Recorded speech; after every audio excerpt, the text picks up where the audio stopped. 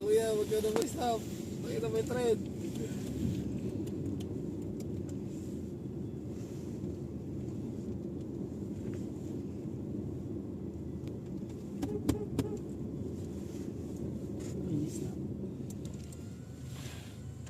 Ako, didiretso pa rin siya eh.